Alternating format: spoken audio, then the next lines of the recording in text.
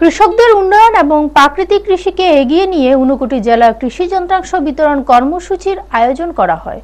শুক্রবার কৈলাসহর মহকুমা ছন্তৈল গ্রাম পঞ্চায়েতের অন্তর্গত 59টি জেলা কৃষি বিজ্ঞান কেন্দ্রে এই জনসংযোগমূলক অনুষ্ঠানের আয়োজন করা হয়। অনুষ্ঠানে উদ্বোধন করেন রাজ্যের মন্ত্রী টিঙ্কু রায়। অনুষ্ঠানে বক্তব্য রাখতে গিয়ে মন্ত্রী বলেন, প্রধানমন্ত্রী নরেন্দ্র মোদীর সবকা সাথ সবকা বিকাশ নীতি বাস্তবায়নের লক্ষ্যে সরকার কৃষক, গরিব মানুষ ও যুব সমাজের উন্নয়নকে ধারাবাহিকভাবে কাজ করছে। তিনি জানান, কৃষকদের উন্নয়নের জন্য প্রধানমন্ত্রী কৃষক সম্মান নিধি যোজনার মাধ্যমে রাজ্যের ইতিমধ্যে প্রায় 2,85,000 কৃষক উপকৃত হয়েছেন এবং প্রায় 900 কোটি টাকা প্রদান করা হয়েছে। অনুষ্ঠানে প্রায় 400 জন কৃষকের হাতে কৃষিকাজে ব্যবহৃত বিভিন্ন সরঞ্জাম ও বীজ তুলে দেওয়া হয়। এর মধ্যে ছিল পাওয়ার উডার, ওষুধ দেওয়ার মেশিন, পুষা হুইল হো, পুষা ম্যানুয়াল ট্রেসারার সহ বিভিন্ন কৃষি সরঞ্জাম।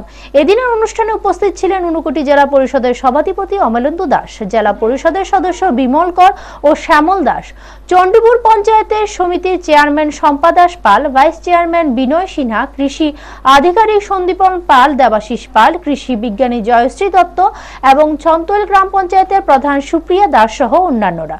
ব্যুরো রিপোর্ট, নিউজ তৎকাল 24।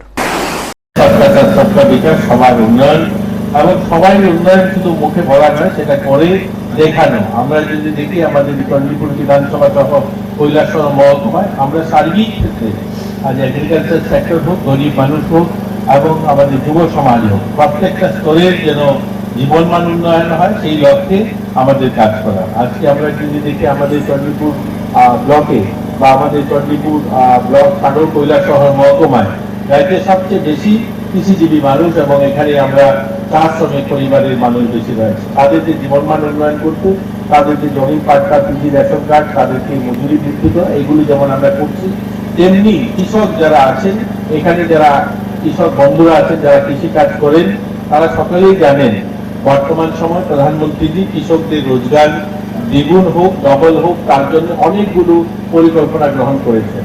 আমরা যারা গরিব কৃষকরা আছি আমরা জানি এই বৈশাখ জ্যৈষ্ঠ মাস বা শ্রাবণ ভাদ্র মাস যখন কৃষিকাজে একদম ভরপুর মৌসুম হয়, তখন আমাদের কাছে অর্থের যে অভাবে আমরা চাষবাস করতে পারতাম না, বা করলেও সেটা আমরা বিভিন্ন জায়গা থেকে ধার নিয়ে, আমরা সুদি টাকা নিয়ে আমাদের কৃষি কাজ করতে হতো। সেই যেন সুদি টাকা না দিতে হয়, আবার না নিতে হয়, তার জন্য সরকার সিদ্ধান্ত নিলেন যে প্রত্যেকটা কৃষক সম্মান নিধি দেওয়া হবে আমাদের গরিব কৃষকদেরকে।